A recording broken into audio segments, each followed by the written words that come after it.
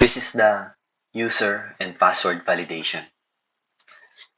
Here, the validate underscore password is responsible for enforcing the security rules for the password. It uses a series of if-elif statements to check the password against several criteria, returning an error message for the first rule if it fails.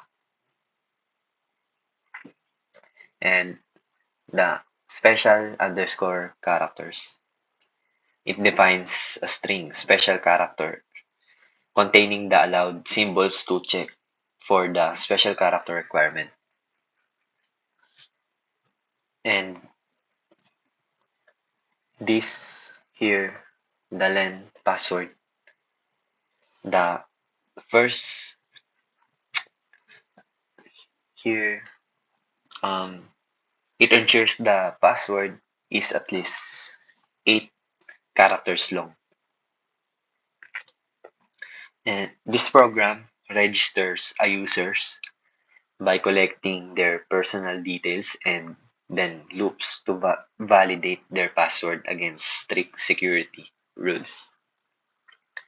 It has a minimum 8 characters and inclusion of uppercase and lowercase digits and special characters within 3 attempts before successfully storing and displaying the registration summary. So let's try it.